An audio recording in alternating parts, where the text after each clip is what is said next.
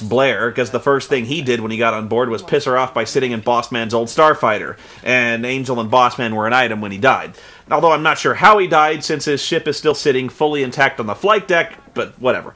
The XO, played by Jurgen Prochnow, is the typical angry dude who blames everything that goes wrong on Blair. He's a broken record about the Pilgrims being traitors. Pretty much every scene he's saying the same thing. Pilgrims don't think like us. It's well documented that Pilgrim saboteurs have been responsible for much of the Confederates' problems in this war. Maybe he knew something we didn't. But I think he's just in a bad mood by being typecast in this Das Boat ripoff. But if you think I'm going to let my men be flown into combat by a rogue and a half-breed? Seems to me that Blair is not their biggest problem right now, since Maniac's one apparent mission in life is to be a danger to himself and others. He's like a 4-year-old with ADD climbing on furniture while the ship is going to a dangerous warp through a fucking pulsar. Todd, Maniac Marshal. At your service, ma'am. And they let this Jagoff fly something with guns? I'm trying to be Mr. Sensitive Guy. It's just, Oh, great ships, by the way. I'm sure the rivets make them real space-worthy. Maniac manages to... Oh, I'm sorry. I just threw up in my mouth a little. I never wanted to imagine Matthew Lillard nude and thrusting. Let's just say he manages to, like, bond with the one other person on the ship as hopelessly stupid as he is, and they spend most of the B-plot engaged in an unbearably unfunny pissing contest to see who the biggest jackass in the galaxy truly is, by seeing who can survive the most suicidal, full afterburn somersaulting crash landing on the runway. Shit! Delta 2, you are inverted!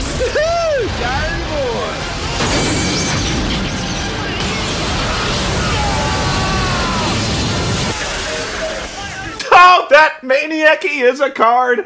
Crashing expensive starships, indispensable to the war effort, destroying the flight deck and running over helpless technicians for fun! He cracks me up.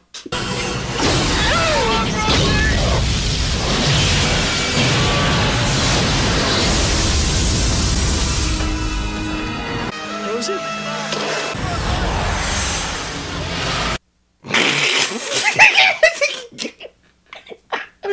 She's horribly burning to death in a pool of jet fuel! I guess that means Maniac wins! Give me a medic! Give me a medic! Hey, someone give me a rescue quote!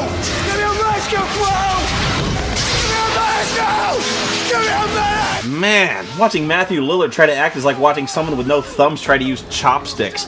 Tom Wilson stole the show as Maniac in the video games, but even he couldn't have saved this movie. The script completely botches almost every character from the games. Angel's now English, when in the game she's French, or actually Belgian, that's why her name is Devereaux. Paladin is now Turkish, speaking French, when in the games he's Scottish. And Maniac is supposed to be the best pilot alive. He's supposed to be a lot like Maverick from Top Gun. Brash, cocky, arrogant, and anxious to prove that he's the best. He's dangerous, aggressive, out for himself, yes, but there's a difference between a guy who buzzes the tower for kicks and a guy who crashes into it. Well, it sounds like you memorized that speech. Good for you. Anyway, the Tiger Claw hides in a moon crater to escape detection by the enemy fleet, launching a decoy to draw their attention. They're following the decoy! They've missed us! Yeah! Come on! Quiet! Shh! There's a destroyer hunting us. Oh, sorry.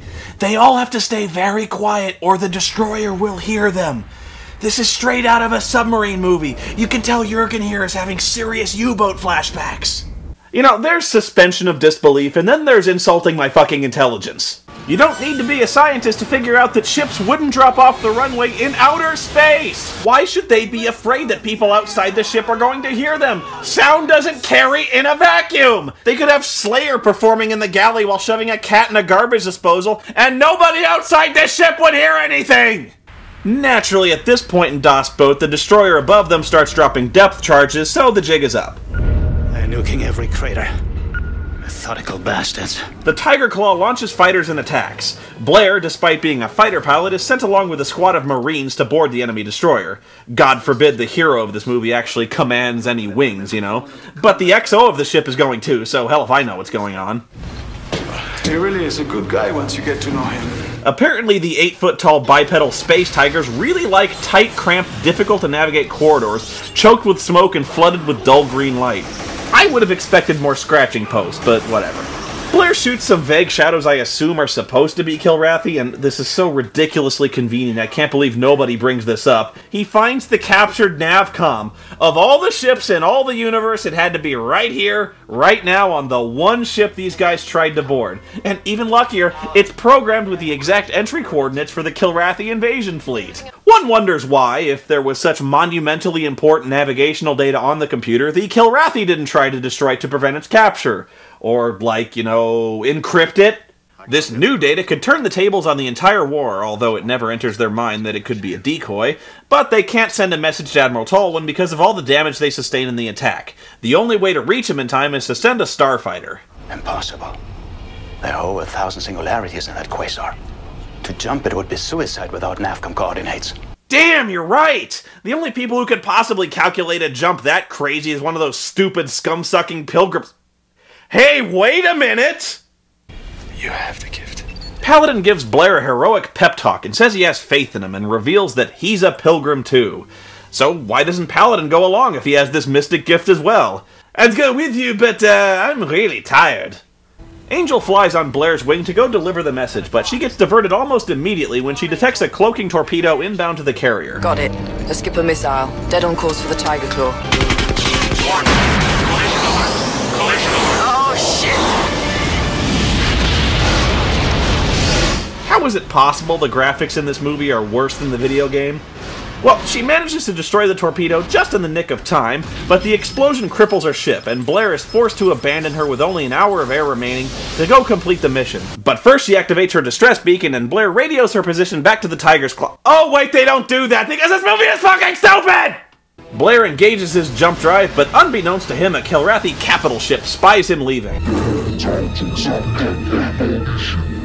Oh, come on. Seriously? That's the Kilrathi? I've seen better animatronics at the fucking Country Bear Jamboree. They're completely hairless except for the goatees. They're hairless cats with goatees. You know, it looks like someone shaved the puppets from the video game. You based your whole movie off aliens that would have been laughed off the set of the Mighty Morphin Power Rangers. Hell, it wouldn't have passed muster next to the carrot alien from It Conquered the World. She held together! I love this baby! Okay, I can't ignore this anymore. These costumes are god-awful. He looks like a 10-year-old kid in that dorky helmet. I'll try spinning. That's a good trick. Meanwhile, the Tiger Claw is locked in a pitched space battle with another enemy destroyer, hoping to buy Blair just enough time to alert the rest of the fleet. Mr. Fuck, give me a target. Did he just call that guy Mr. Fuck? Mr. Fuck, give me a target. Port side missile battery prepared to fire. Now we've gone from submarine movie to pirate movie as Paladin actually orders a full broadside of cannons on the enemy destroyer. What, no astronauts swinging onto the deck of the other ship with grappling hooks? Once the battle's finished, Paladin announces that he's going off alone to look for Angel's escape pod. If I'm not back in 2 hours, make the jump to Earth. Blair makes it back to Earth and transmits his message, but has an entire battleship hot in his heels. But luckily, again, he manages to be within spitting distance of the enormous ship-devouring gravity well that almost killed him at the beginning of the movie. I wonder how nobody noticed the space anomaly with a gravitational pull several thousand times the power of our own sun in the middle of our solar system. That is not possible! No, really? This isn't the fleet?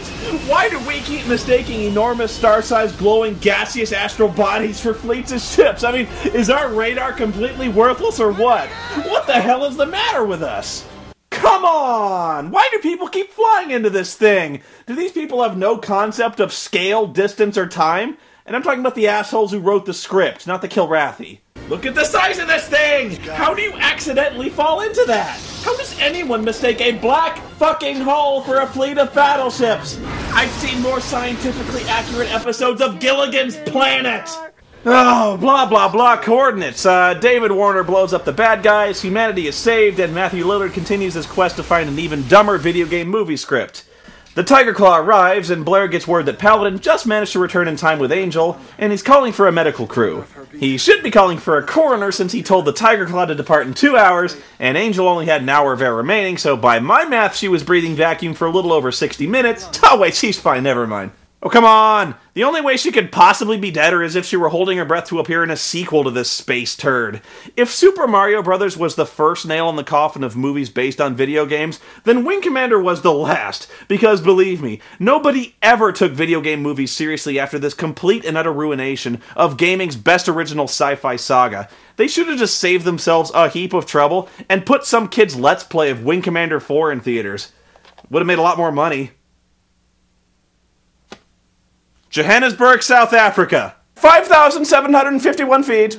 Scientology is the one true religion! Well!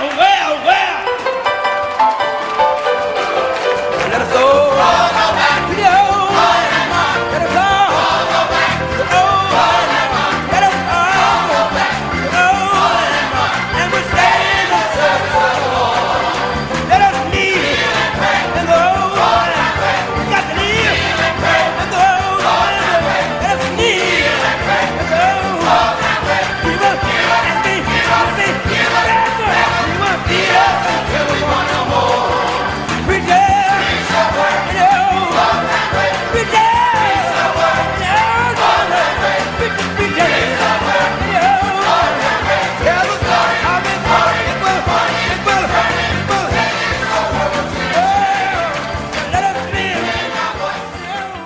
I'm bigger than Jesus.